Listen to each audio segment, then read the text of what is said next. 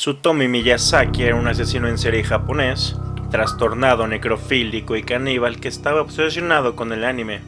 Él fue responsable de la muerte, mutilación y desmembramiento de 4 niñas en el transcurso de un año.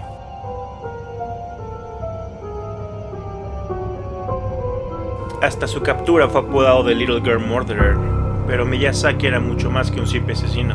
Además de sus horribles asesinatos, cometió actos de canibalismo y necrofilia, y hasta se burló de las familias de sus víctimas haciéndoles llamadas telefónicas y cartas. Tras su captura, la policía descubrió miles de videos en su casa. Tenía películas violentas, dibujos animados para adultos, anime, pornografía de menores y videos de sus víctimas antes y después de su muerte.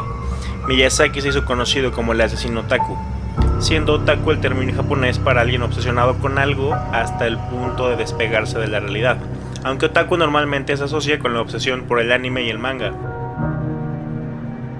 La vida de sufrimiento de Miyazaki comenzó cuando todavía estaba literalmente en el útero de su madre. Nació el 21 de agosto de 1962, pero una complicación durante el embarazo de su madre hizo que Miyazaki sufriera deformidades desde el nacimiento. Las articulaciones de sus manos estaban fusionadas. A medida que crecía tomaron una forma normal. Durante la escuela sus amigos le hacían bullying por sus manos, siempre fue acusado por sus deformidades. Por esta razón Miyazaki culpó a su incapacidad para poder hacer amigos. Y entonces, para poder combatir esta soledad, Miyazaki encontró consuelo en el anime y los cómics. Aunque claramente era un niño superdotado, tenía padres adinerados, pero cada vez se desinteresaba más en sus estudios. Su padre era el dueño de un periódico y esperaba mucho de él, pero él no tenía ningún interés en continuar con el negocio de la familia. En cambio, él pasaba las noches solamente con sus cómics caseros y se había convertido en la oveja negra de su familia.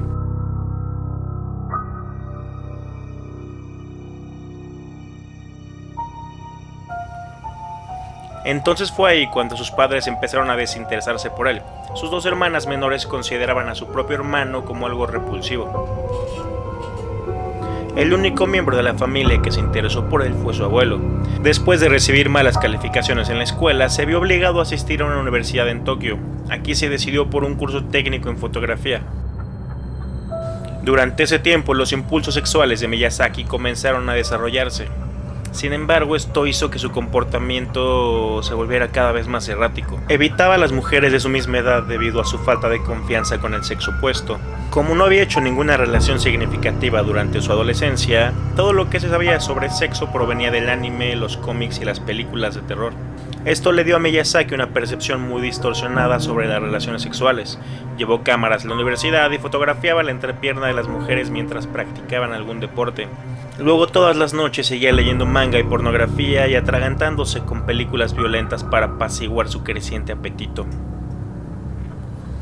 Pero pronto a todo esto ya no le era suficiente. Todo lo que consumía ya no le excitaba, por lo tanto pasó algo mucho más fuerte: pornografía infantil. Le gustaban mucho los materiales ilegales. Se graduó de la universidad a los 21 años, se mudó a la casa de su familia y, sin embargo, en mayo de 1988 fue cuando realmente comenzó la locura de Miyazaki. Su abuelo, la única persona que le había mostrado afecto, se murió. Y Miyazaki sintió que su único vínculo con la vida real ya no existía. Ahora estaba verdaderamente aislado, atrapado en su propio mundo de fantasía con solo sus películas violentas y videos sin censura para hacerse compañía. Por pura desesperación por mantener vivo a su abuelo, Miyazaki se comió algunos de sus restos cremados. Muy rápidamente después de esto se volvió cada vez más violento. Su hermana lo atrapó espiándolo en el baño, a lo que Miyazaki respondió atacándola. Cuando su mamá le preguntó que por qué había hecho eso, él tomó represalias de la misma manera. Estaba claro que sufría de graves problemas mentales, pero ahora que su abuelo había fallecido no tenía con quién hablar. Luego, el 22 de agosto de 1988 dio el siguiente paso. Miyazaki vio a Mari Kono, de 4 años, afuera de su casa.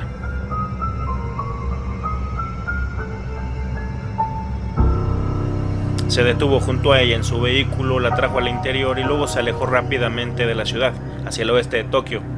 Finalmente llegaron a un camino de tierra que llevaba a un área forestal junto a la central eléctrica. No te voy a dar detalles, pero pasó lo peor. Le quitó la vida y una vez muerta abusó de ella y la escondió en el bosque. Después regresó a su auto con la ropa de la niña. Después de su desaparición, se llevó a cabo una búsqueda por toda la ciudad, pero no resultó nada. En un acto de crueldad sádica, Miyazaki envió una postal a la casa de los padres de Mari Kono. Era una nota escrita a mano y simplemente decía: "Hay demonios". Miyazaki encontró una segunda víctima 6 semanas después, una niña de 7 años.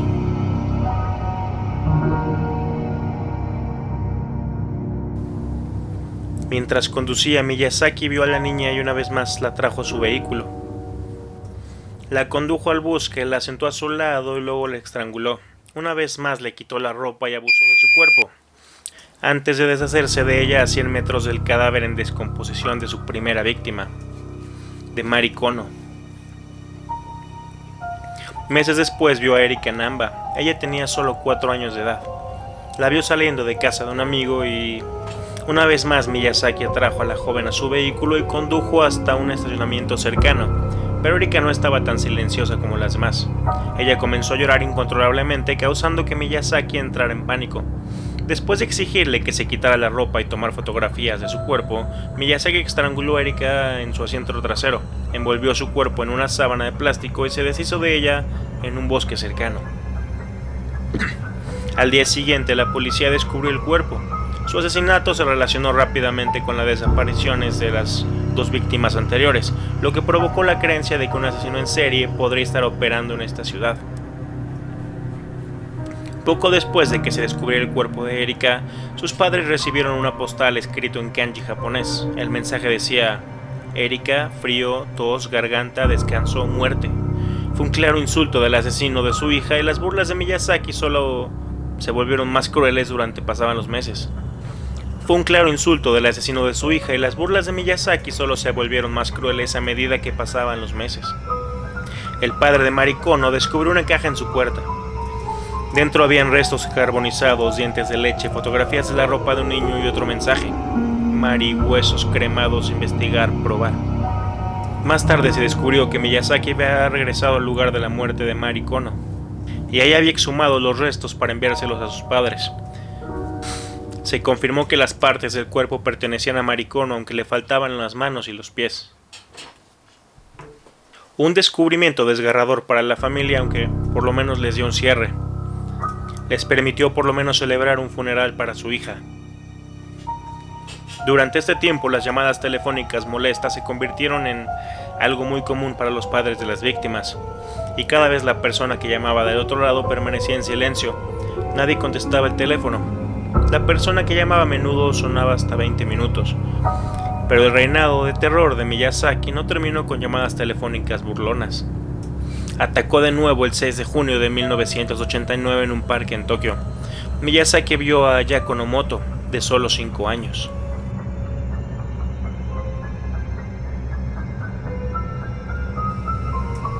Miyazaki se acercó a la joven y le preguntó si le gustaría que le tomara algunas fotos. Ayako estuvo de acuerdo. Después de tomar algunas fotografías, Miyazaki le preguntó si podía tomar algunas fotos de ella en su auto.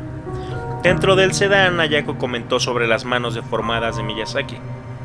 Entonces, en un ataque de rabia, Miyazaki agarró a Ayako por el cuello y le estranguló hasta matarla. Pero esta vez, en lugar de deshacerse de ella en el bosque, Miyazaki se llevó el cadáver de Ayako a casa. Una vez a solas con el cuerpo, le quitó la ropa, tomó fotografías mientras se complacía a sí mismo. Después de 2 días con el cuerpo, el olor a muerte dentro del apartamento se volvió abrumador. Por lo tanto, sabía que necesitaba deshacerse de sus restos en algún otro lugar. Miyazaki desmembró el cuerpo, cortando las manos, los pies y la cabeza para que la policía no pudiera identificarla. Luego escondió su torso en un cementerio cercano antes de cocinar y comer sus manos en su jardín trasero. Luego desechó las partes restantes en las colinas cercanas a su casa. 5 días después, los restos fueron descubiertos en el cementerio. Estaba claro que The Little Girl Murderer se había cobrado otra víctima. Sin embargo, sería el último. El 23 de julio de 1989, Miyazaki vio a 2 hermanas jóvenes jugando en un parque. Se acercó a ellas, luego intentó traer a la menor de las 2 niñas hacia un río cercano. Sin embargo, la mayor logró correr a su casa, le contó a su padre sobre el hombre extraño y el padre corrió a la escena y encontró a Miyazaki y a su hija desnudos junto al río. En un ataque de pánico, Miyazaki huyó de la escena completamente desnudo. Intentó regresar a su vehículo que estaba estacionado a solo unos cientos metros de distancia. Sin embargo, la policía ya había sido llamada y estaban esperando a Miyazaki.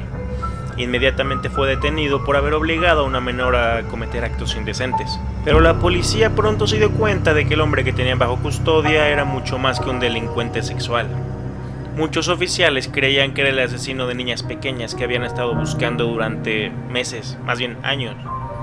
Cuando visitaron su apartamento, sus creencias se confirmaron. En el interior, los agentes encontraron una colección de 6.000 videos de películas violentas, pornografía ilegal, hentai, anime e incluso animales de sus víctimas.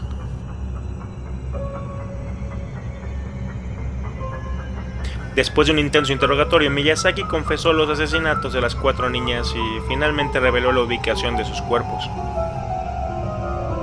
El caso fue ampliamente publicitado en Japón. Para consternación de los padres de Miyazaki, durante el juicio Miyazaki hizo afirmaciones escandalosas como culpar de sus acciones al hombre rata, un hombre ficticio y villano en sus cómics hechos en casa.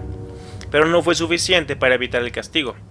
Miyazaki fue condenado a muerte el 17 de junio de 2008, y este fue el día en que Miyazaki tomó su último aliento. Pero los horribles crímenes de Miyazaki todavía resonaban con toda su familia. Su padre, avergonzado por las acciones de su hijo, cerró su negocio y se quitó la vida en 1994. El resto de su familia se escondió y su casa fue destruida por respeto a las víctimas de Miyazaki. Tsutomu Miyazaki sigue siendo una figura de repulsión en Japón, con un sombrío legado inmortalizado en varios cómics de manga, un final apropiado para su extraña historia. ¿Y tú qué crees? ¿Él nació así o se hizo así? Yo soy Roy, suscríbete, déjame un like, un comentario, activa la campanita para que sigas viendo videos de este estilo. Adiós.